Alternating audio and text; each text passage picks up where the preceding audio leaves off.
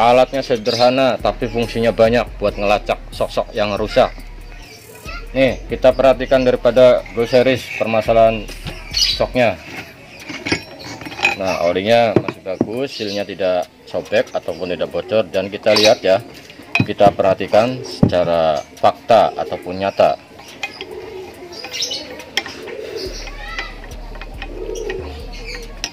Oke bosku, kita perhatikan di sini ya, permasalahan dari sok YSS. Nah, itu bos. Jadi ini fakta nyata. Nah, ini yang dinamakan SIM pecah pada sok YSS.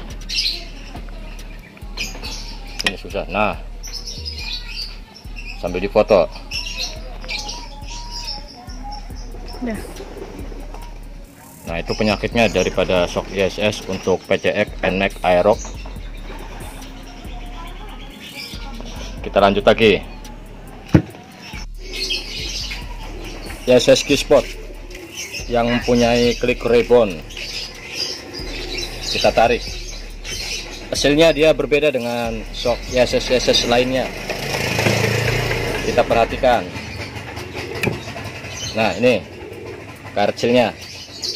Nah, dia sudah ada rumahnya. Nah, ini hancur ya. Orangnya mungkin pas pemasangan diganti dan ketebalan, dan dia makanya keras saat kita dorong tadi dan hancur.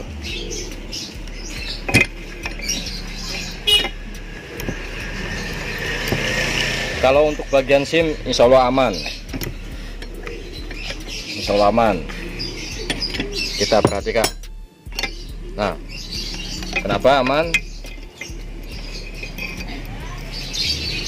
Dikarenakan ini SIM-nya lebih tebal.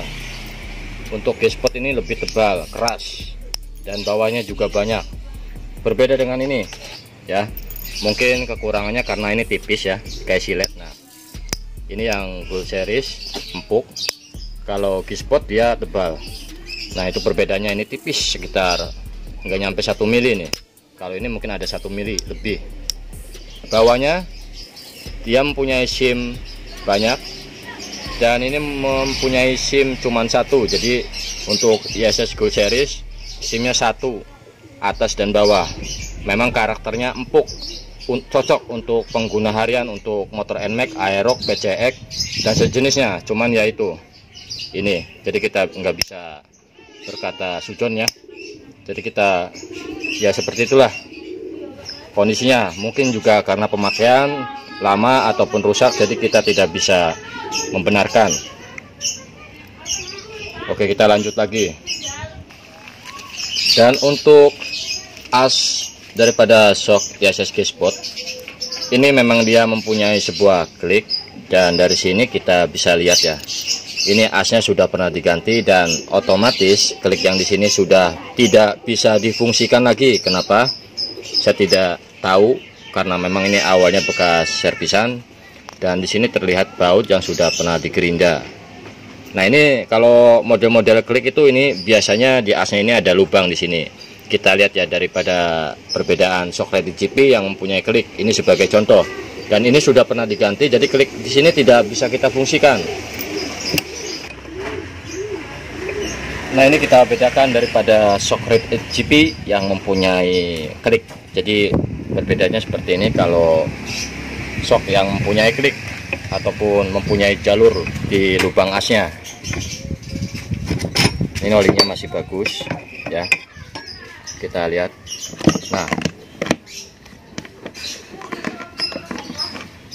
Nah, di sini perbedaannya. Ini adalah sok YSS G-Spot.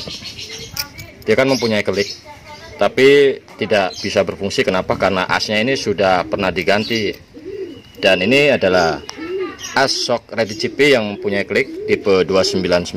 Nah, perhatikan di lubangnya. Nah, itu ada sebuah jalur. Jadi untuk kita fungsikan lagi ini kemungkinan tidak bisa untuk reboundnya, dan kita fungsikan saja asal bisa buat harian dan nyaman.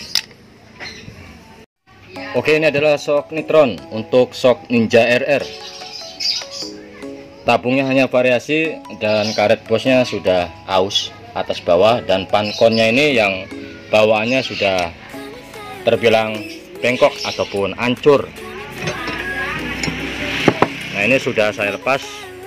Dia menggunakan ukuran as 12 mm. Jadi silnya dia menggunakan 12, 36, 12. Dan nanti kita akan coba ganti asnya ini menggunakan ukuran 12,5, 36, 12. Dan ini adalah kondisinya sama, sejenisnya menggunakan shock TTW. Dan yang mengerikan lagi di sini bosku, nah itu bautnya kalau ya bawaan inilah, dia tidak bisa full, hanya sebatas ini. Jadi kenapa kita ganti as, karena tujuannya adalah untuk memperbanyak SIM agar shock ini lebih keras, tidak empuk. Dan otomatis jika menggunakan as ini dan SIM-nya lebih banyak, dan bautnya ini tidak akan dapat. Dan ini hanya segini saja SIM-nya, bautnya masih keluar. Ngeri, takut copot, nanti kita disalahkan.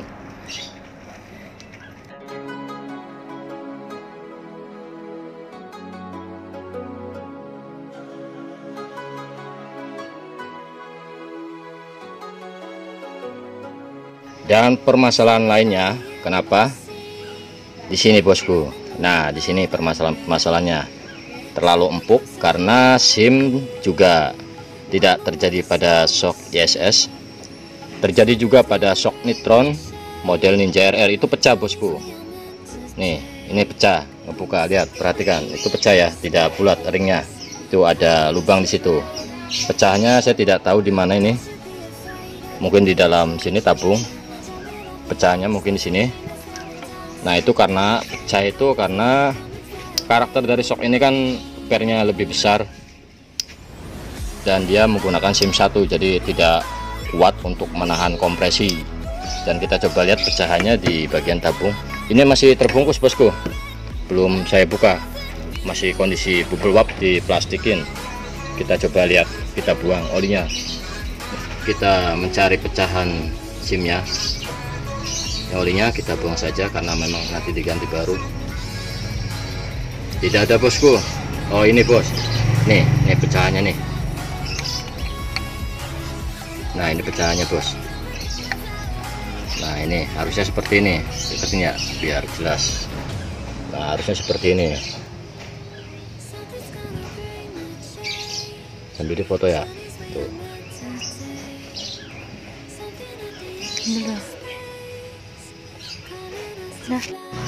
Nah untuk shock SG Sport ini ya, ini sudah pernah dibongkar di daerah ya, pokoknya di daerah itulah. Nah di sini as juga sudah bukan bawaan dan kliknya sudah tidak difungsikan. Kenapa? Karena mungkin ini sudah pernah diganti as. Ini nggak tahu, saya belum ukur ya, ukuran asnya masih 12 mm ataupun 12,5. Kalau bawaan YSS itu adalah 12 mm. Dan di sini kita tidak menyalahkan SIM ya, tidak pecah. Kalau untuk G-Sport di sini kita menyalahkan adanya sebuah lubang ataupun sesetan ini. Coba kita tiup dulu. Nah tuh, ini ada lubang ya, satu, pistonnya di seset satu, ini dua, dan ada dua. Jadi ada dua sesetan, nanti kita bongkar bautnya ini, kita lihat bersama-sama dan kita saksikan. Sayang sekali menurut saya. Ini harganya nggak dapat 1 juta ya, untuk G-Sport ini nggak dapat 1 juta. Tapi sayang banget menurut saya. Ya intinya itulah, pokoknya sayang banget sampai seperti ini.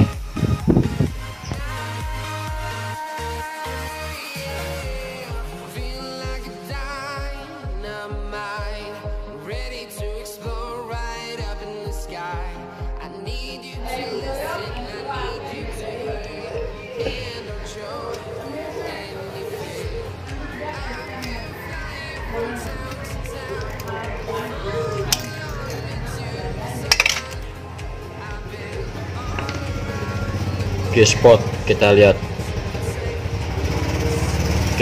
dari bladernya, ini empuk, sebetulnya empuk, kalau kita tarik juga langsung kena. Moga-moga tidak sobek. Dan kita lihat, nah seperti inilah kondisinya ya. G-spot bladernya sobek ya, sobek ya. Nah, kita coba bongkar shock yang belum pernah tersentuh dengan tangan orang lain. Ini blader ya, kita dorong seperti ini pada shock ISS Go Series. Kita akan coba buktikan pembongkaran dari saya sendiri. Kehati-hatian pada saat pembongkaran, kita lomasi saja di sini karena pinggiran dari bladernya kotor, banyak tanah.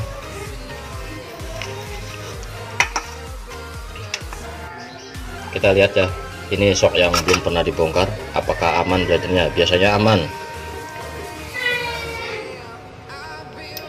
Ini blader agak susah kalau untuk Go Series, dia agak besar bladernya, tapi tenang, nanti kita bisa maksimalkan.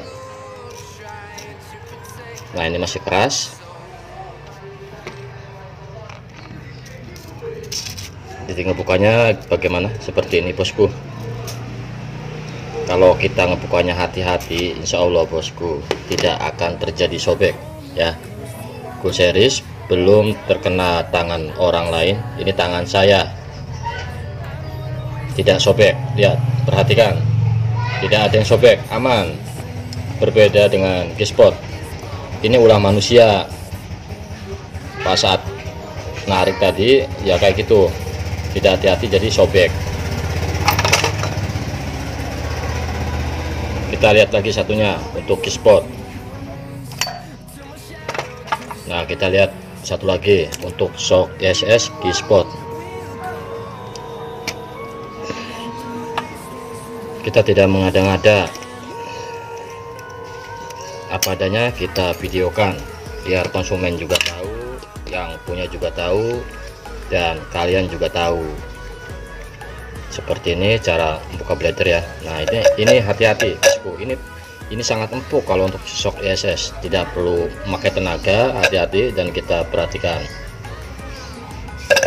Nah, ini bosku ya, kita kerja pelan-pelan udah seperti ini kondisinya ya. Nah, olinya sudah ada di dalam, udah masuk di dalam blader, ini sobek. Nah, udah di dalam penuh. Nah, kenapa bisa ada di dalam? Karena di sini sobek pinggirannya.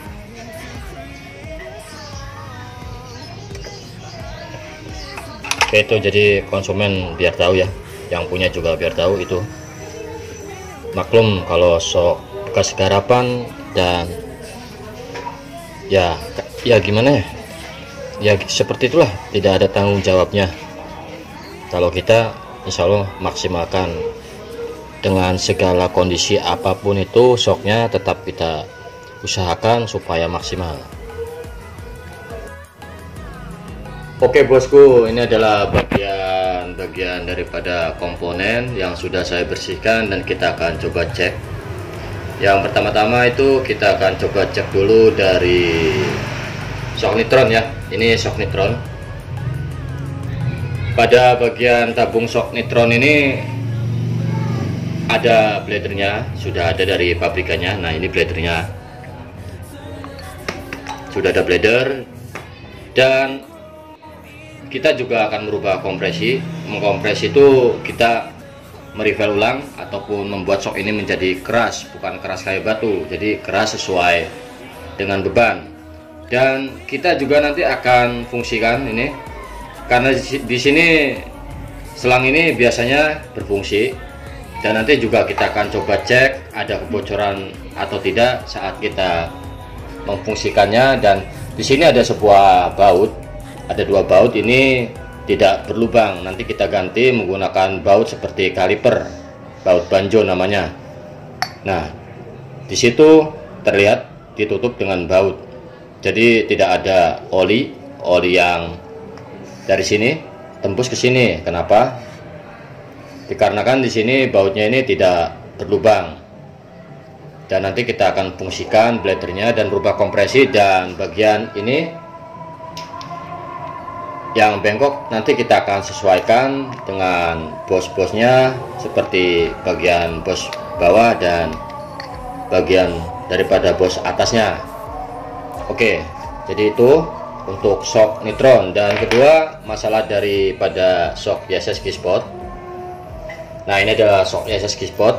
Nah, di sini pas saat kita mengeluarkan silnya, saat kita dorong sangat keras. Kenapa? Karena di sini saya lihat ada sebuah benang jahit di lapisan o-ring. Nah, ini. Jadi intinya mungkin awalnya supaya tidak bocor ya.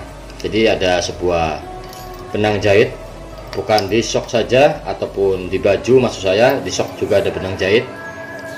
Nah, itu adalah benang jahit.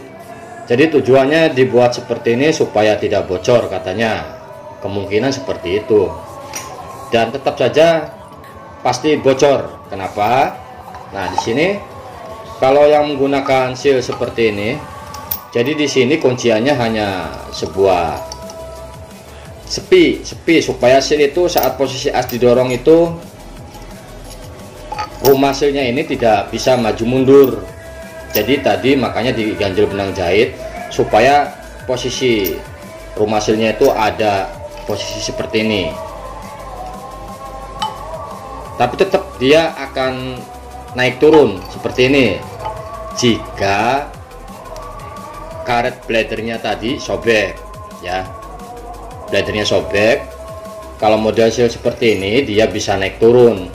Kenapa? Karena ini loss, dia loss pada posisi tabung itu loss ya. Jadi yang nahan itu cuman ini sepi pengunci. Kalau sepinya dilepas ini akan loncat seperti itu. Berbeda dengan model seal seperti ini. Jadi ini dibatas dengan tutupnya, dan ini ada pembatas. Jadi dia kalau model seal TC dia tidak bisa naik turun. Berbeda dengan seal seperti ini. Jadi dia tetap akan naik turun. Jadi kayak sosok Ninja RR kayak apa itu cuman pegangannya kunciannya hanya sepi di atas, bukan drat. Dan ini ya, ini cuman tutup saja seperti itu bosku, hanya tutup, cuman tutup seperti itu. Dan kita coba lihat ya, ini sudah saya ukur tadi menggunakan as 12,5. Ini memang agak lama nanti prosesnya karena sealnya juga sudah diacak-acak, bahkan sampai pistonnya. Kita coba lihat. Nah, ini. Nah, kita lihat ya bosku. Nah, kita perhatikan dari piston YSS Gold Series Keyspot maksud saya. Nah, ini SIM aman. Nah, kalian bisa melihat ya, ini bukan ngada-ngada ya.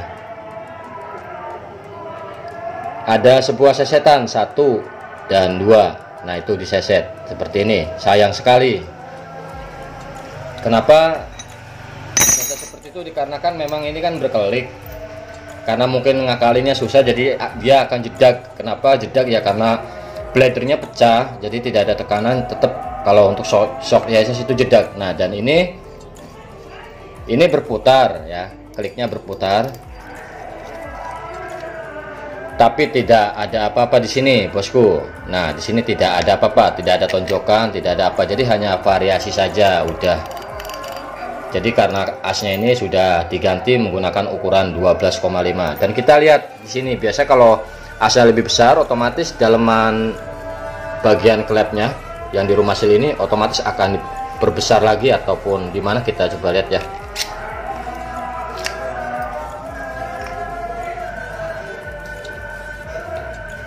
Nah, ini bosnya, bos ini adalah bos kepunyaan Monoshock, ini Monoshock Jupiter MX Vixen.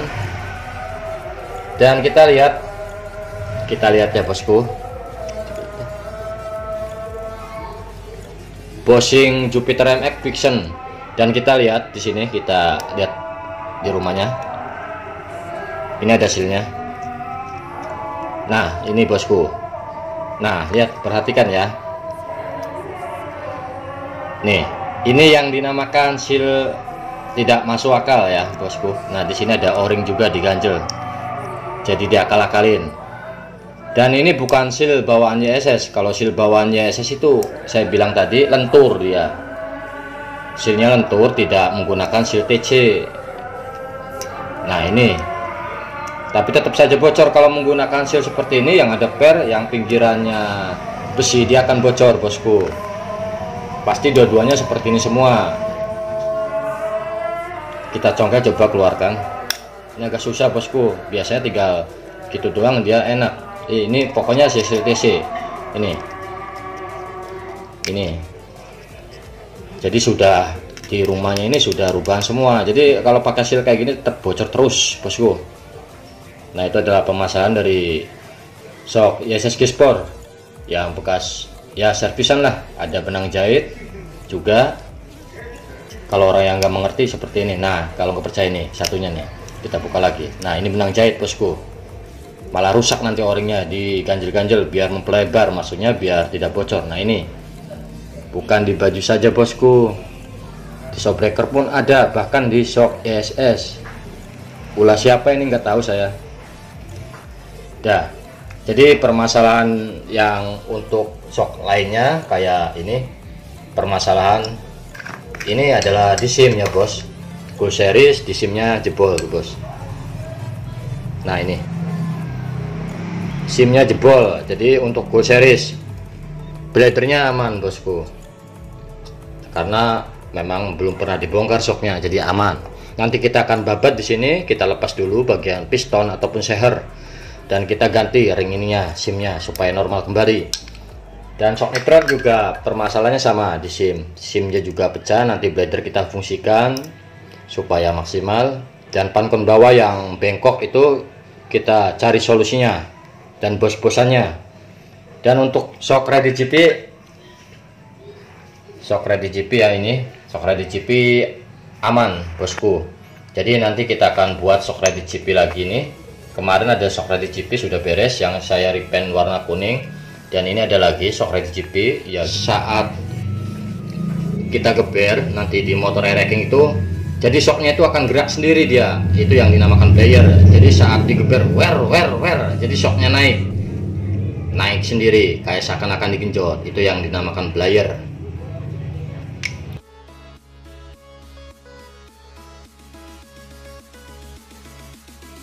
GP, jadi kita sudah rubah bagian dalamnya, bukan merubah dengan cara piston kita seset, tidak ya, kita merubah ulang. Jadi shock ini saya player. Jadi player itu ini kan kepunyaan racking, jadi biasanya kalau saat digeber dia shocknya akan naik turun. Jadi bagaimana bisa seperti itu, apa saja yang kita ubah. Jadi intinya kita membuat kompresi itu semakin empuk. Jadi pada saat posisi kliknya di ribbon ya full, naiknya lambat, otomatis kompresinya dia saat kita tekan akan semakin keras. Dan pada shock beban ini dia tidak akan bisa keras meskipun kita posisikan kliknya ke full ribbon. Jadi contohnya dengan shock RCB, jadi karakternya seperti itu, RCB VND answer, jadi karakternya saya buat seperti itu. Jadi tidak seperti karakter di GP lagi, pokoknya semuanya berbeda. Oke, kita akan isi dengan pengisian gas nitrogen dulu.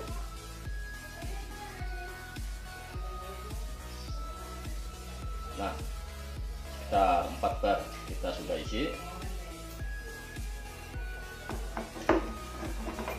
Jadi shock ini kita buat empuk intinya. Nah, seperti itu ya bosku. Jadi saat kita dorong tetap empuk ya. Kalau kalian tidak percaya, kalian mungkin punya shock ready GP, itu bagi yang punya, kalian tes ya. Ini posisi klik ke standar ya, ke arah pas ya. Nah, kita coba ke slow full, kita slow full ke arah ribbon, baliknya kita buat lambat. Kita putar, kliknya ke full saja biar pasti. Biasanya jika posisi klik ke arah ribbon ataupun full, biasanya saat kita tekan itu semakin keras untuk shock ready GP. Jadi ini tidak bisa keras, tetap standar seperti ini, tapi baliknya lambat. Seperti itu bosku. tidak bisa keras. So, kalau kalian tidak percaya, kalian punya shock red GP, posisikan klik ke ribbon dan kalian tekan, pasti akan keras dia saat kita genjot. Nah, ini sudah saya review ulang, jadi seperti ini karakternya. Nah, dan fungsi untuk ribbonnya dia tetap standar, bosku. Nah, jadi kalau digeber pada posisi motornya biasanya gini, gitu. Nah, jika kompresinya dia keras pas saat digeber kan otomatis dia tidak bisa, saat mesin teriak itu dia tidak bisa gini kalau kompresinya keras. Kalau ini dia bisa tetap standar, bosku. Tidak ada yang namanya kita paksa secara keras, tidak. Ini empuk karakternya. Kita putar lagi ribbonnya. Nah, itu agak lambat lagi dan berfungsi dari klik 1, 2, 3 itu berfungsi semua, bosku. Jadi itulah yang maksud saya untuk shock red GP ini. Memang murah ya, murah tapi kualitasnya itu enak pokoknya.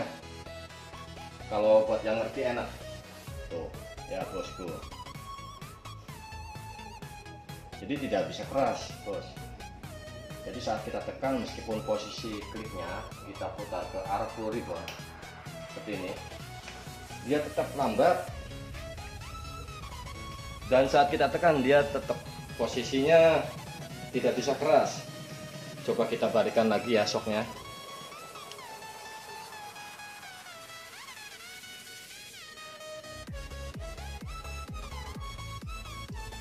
Kita terlalu mutarnya tadi.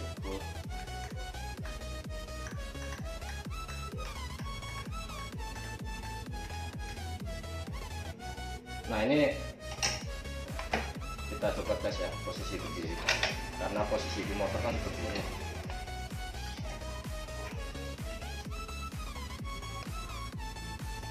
Nah, jadi gini, bosku.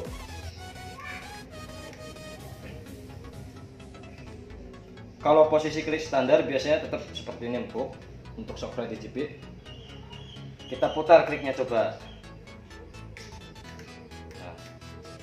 Tetap empuk, tidak bisa keras saat kita tekan.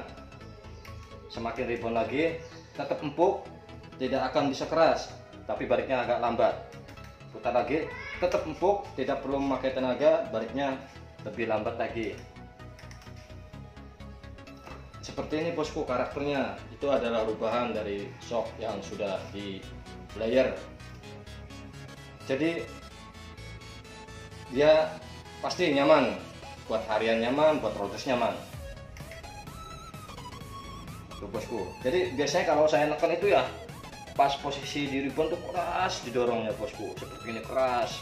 Harus pakai perasaan untuk mendorong asnya itu. Ini tidak perlu, bosku. Inilah keistimewaan dari shock red GP. Kalau kita bisa merubahnya tetap standar, bosku, seperti ini. Dan untuk nitrogennya sekitar 4 bar, bosku.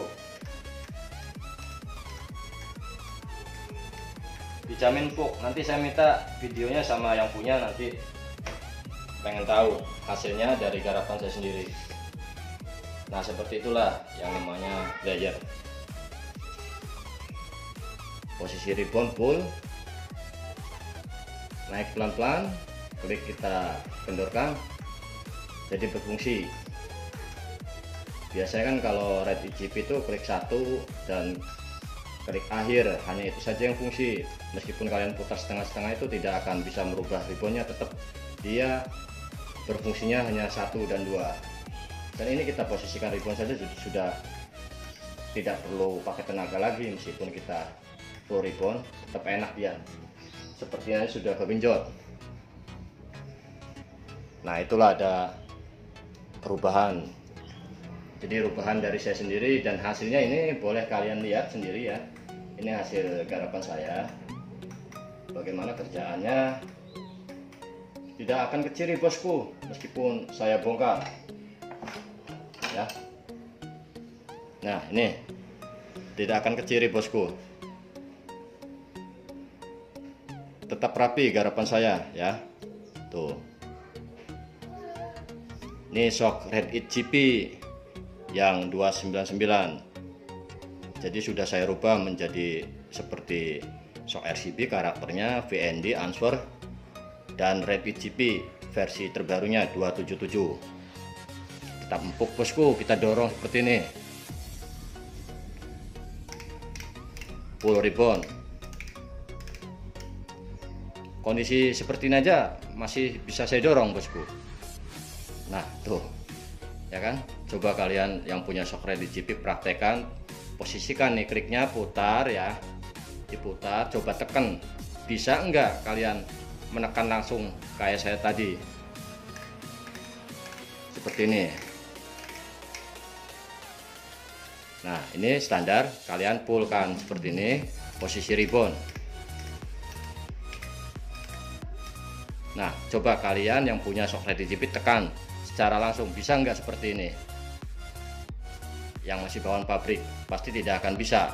Pakai perasaan dorongnya pelan-pelan, itu sangat keras. Itu yang dinamakan kompresi. Merubah kompresi itu ya seperti ini, tapi bukan merubah ribbonnya. Ribbon tetap standar dan baliknya tetap lambat. Oke, terima kasih. Kita akan coba lanjut lagi ke yang lainnya. Masih proses.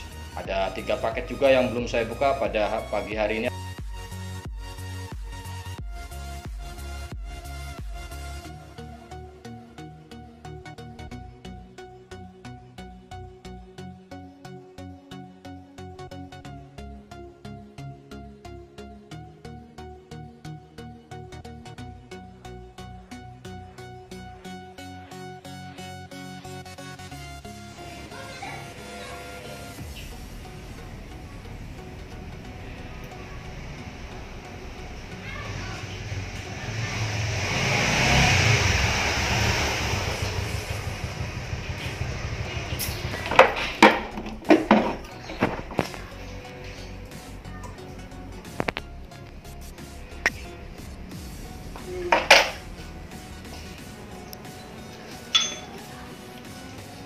Seperti ini hasilnya dari pengerjaan shock ISS Gold Series. Bedain dengan sebelumnya, saat kita tekan dia akan agak lambat naiknya. Berbeda dengan sebelumnya, dikarenakan satu, pengaruh SIM jebol.